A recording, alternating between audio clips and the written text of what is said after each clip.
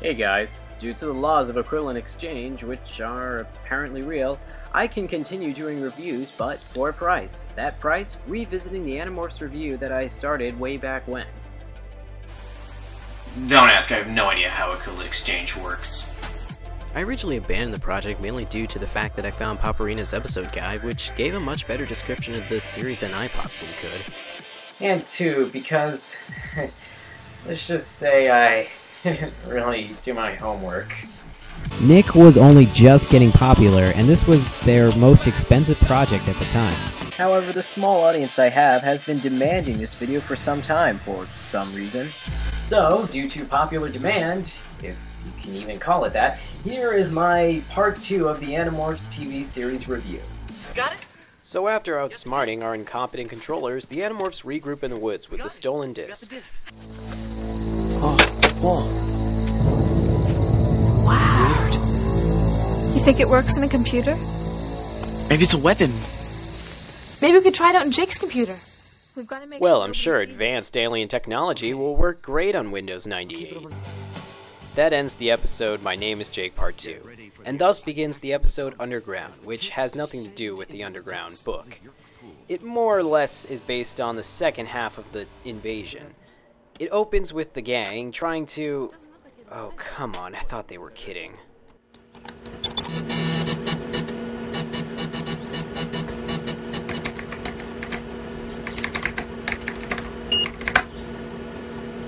Try Alt Escape X. Oh man. What's going on? What happened? Worked on Independence Day. Yeah, but they had Will Smith. Okay, point taken. Now, what follows is one of the many problems of this series.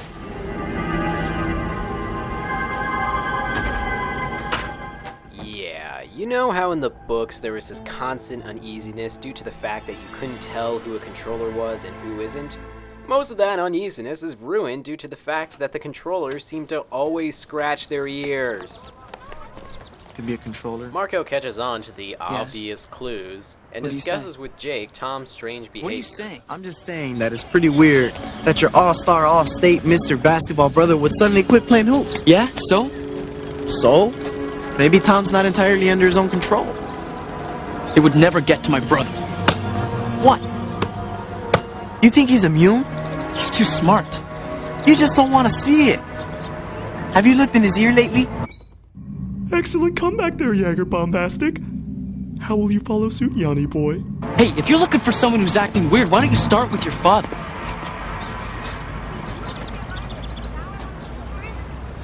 Well, that may just work, actually. We then get another well-done scene with Marco and his father. Did you have a job interview today? Yeah, I can't. Oh. Great. Actually, I had something more important to do. Like what?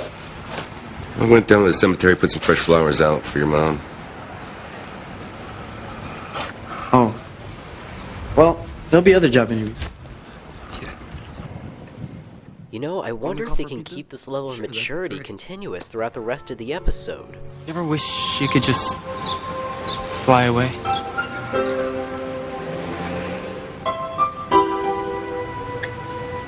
Sometimes. Oh, never mind. After we cut from what is still a better love story than Twilight, we see that Marco has apparently gotten into some trouble with Principal Chapman. Maybe what you need are some friends that will be a better influence. Disgusting creatures. What do I even say to that? Disgusting creatures. Now excuse me, I need to go scratch my leg. Jake and Marco make up, however they overhear Chapman talking about the Yerk pool. In the middle of a school hallway. Real secretive.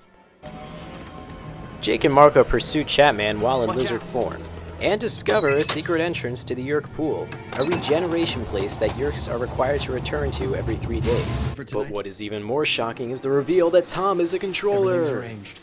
I know I would have never seen it coming. How many new hosts will be there? 50 new members from the sharing. But your host's brother is not among them. Why? Jake has a very strong will. He may be a problem for us. If he doesn't cooperate, we may have to correct the problem. Sir? What do we have here? Jake, help! Stay calm! Just stay calm! Nasty little creature. Okay, what is this guy's problem with lizards? Disgusting thing. Was there a lizard-like predator on his homeworld? Did a lizard give him poison ivy? Or is Chatman just prejudiced against lizards? Tom looks about as confused as I do. Anyway, Jake and Marco manage to escape. Jake decides that the group is going to infiltrate the Yeerk pool through the entrance that they discovered. You see, every 3 days, the Yeerks have to return to the Yeerk pool, an underground facility built to simulate the conditions of their own homeworld. Jake and the rest of the Animorphs plan to infiltrate as controllers and free as many hosts as possible, and Tom along with them. However, the Animorphs realize they can't combat the Yeerks with the current animals they've acquired, so they seek out the DNA of more ferocious creatures. You know, those are some pretty good splicing effects. If I didn't know any better, I would think that Shawn Ashmore was actually touching the tiger.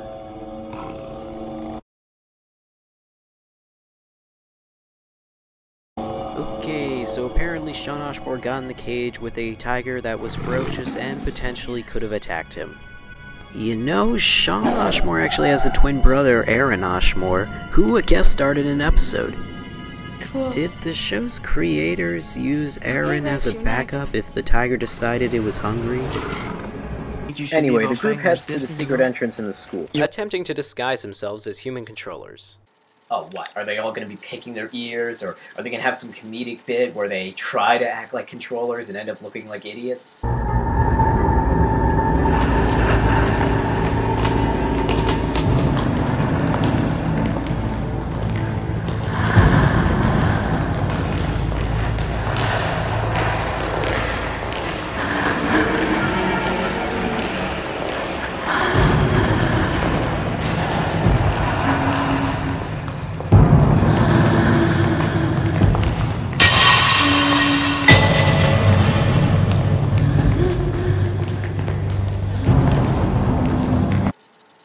Wow.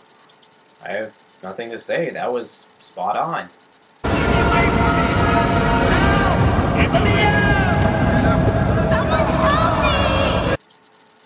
Okay, now time for some silly voice acting. Ow! What are you doing? Not again! Don't touch me!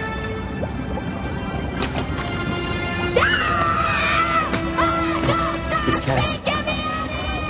Even after the Yeerks have left their brains, the hosts will never be able to synchronize their mouth movements with their voice ever again.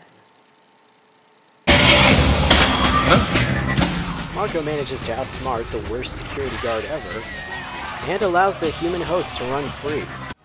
During the chaos, Jake, Rachel, and Tobias change into their battle morphs, and they utilize the speed and strength of these animals to essentially push people into pools and or chase people.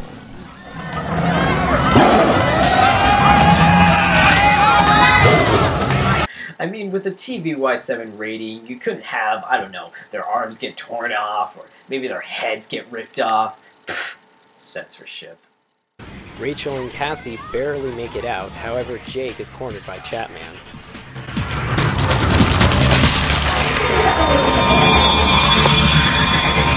Lizards!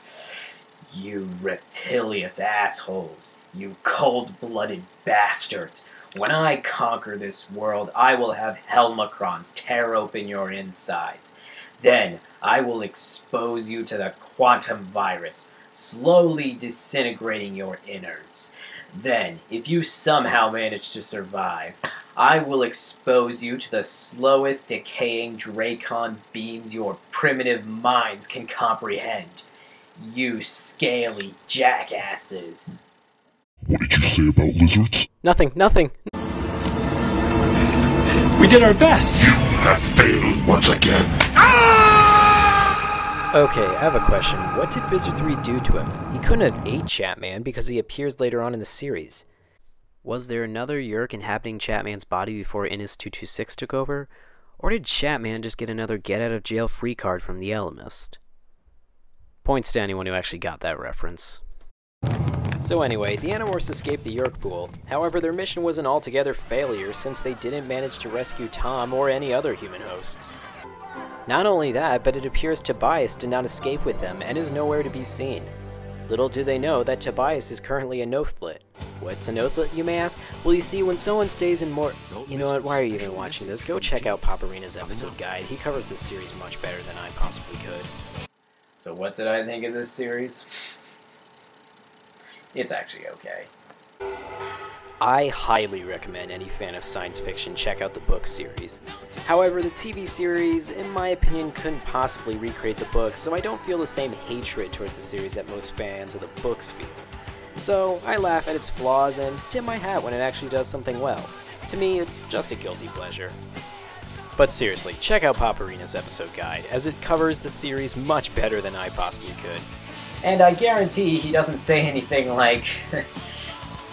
Nick was only just getting popular. But I also provide interesting content as well.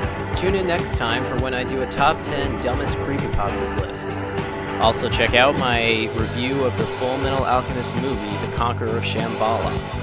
And lastly, check out my review of E.T. Digital Companion for the Game Boy Color, as I cover one of the creepiest games of all time.